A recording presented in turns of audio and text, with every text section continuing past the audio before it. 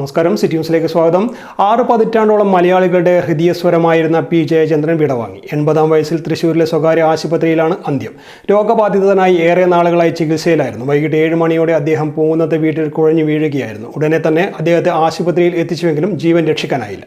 മലയാളിയുടെ ഗൃഹാതുരതയുടെ ശബ്ദം ഇനിയില്ല. ഭാവഗായകൻ പി ജയചന്ദ്രൻ വിടവാങ്ങി. അദ്ദേഹം രോഗബാധിതനായി ഏറെ നാളുകളായി ചികിത്സയിലായിരുന്നു. ഇന്നലെ വൈകിട്ട് 7 മണിയോടെ അദ്ദേഹം പൂങ്കുന്നത്തെ വീട്ടിൽ കുഴഞ്ഞു വീഴുകയായിരുന്നു. ഉടനെ തന്നെ അദ്ദേഹത്തെ ആശുപത്രിയിൽ എത്തിച്ചുവെങ്കിലും ജീവൻ രക്ഷിക്കാനായില്ല. 7:54 മരണം സ്ഥിരീകരിച്ചു. മലയാളം കൂടാതെ തമിഴിലും തെലുങ്കിലും ഹിന്ദിയിലും കന്നഡത്തിലുമടക്കം എണ്ണമറ്റ ഗാനങ്ങൾ അദ്ദേഹം ആസ്വാദകർക്ക് സമ്മാനിച്ചു. യേശുദാസ് തനിച്ച് കളംവാണ മലയാള സിനിമ ഗാനരംഗത്തേക്ക് ഭാവതീവ്രമായ ശബ്ദത്തിൽ പാടി കടന്നുവന്ന് വർഷങ്ങളോളം കാലുറപ്പിച്ചു നിന്ന ഗായകൻ. മികച്ച ഗായകനുള്ള സംസ്ഥാന ദേശീയ പുരസ്കാരങ്ങളടക്കം നിരവധി അംഗീകാരങ്ങൾ. സംസ്ഥാന പുരസ്കാരം 5 തവണ അദ്ദേഹത്തെ തേടിയെത്തി. തമിഴ്നാട് സർക്കാരിന്റെ മികച്ച ഗായകനുള്ള പുരസ്കാരം 4 തവണയും കലൈമാമണി പുരസ്കാരവും ലഭിച്ചു. 2021 JC ഡാനിയൽ പുരസ്കാരവും പി ജയചന്ദ്രൻ ലഭിച്ചു.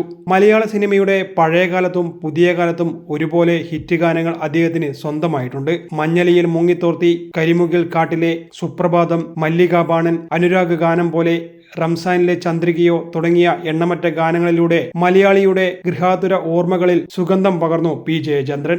G Devarajan, MS Viswanathan, MS Baburaj, MK Arjunan, V Dakshinamoorthy, Ilaiyaraaja മുതൽ AR റഹ്മാനും MM കീരവാണിയും വിദ്യാസാഗറും വരെയുള്ള എണ്ണം പറഞ്ഞ സംഗീത സംവിധായകരുടെ ഗാനങ്ങളുടെ ശബ്ദമായി പി ജയചന്ദ്രൻ. സുമംഗലി, കളിത്തോഴി, മന്ത്രകോടി, പണിതീരാത്ത വീട്, പഞ്ചവടി, കാലചക്രം, ചുക്ക്, ദിവ്യദർശനം, അയലത്തെ സുന്ദരി, നെല്ല്, പിക്നിക്, ചട്ടമ്പി കല്യാണി, കല്യാണ സൗഗന്ധികം, ശംഖുപുഷ്പം, സാൾട്ട് ആൻഡ് പേപ്പർ, ദേവദൂതൻ, തിളക്കം, എന്ന് നിന്റെ മൊയ്തീൻ, രാവണപ്രഭു, തന്മാത്ര തുടങ്ങിയ നിരവധി ചിത്രങ്ങളിൽ അദ്ദേഹം പാടി.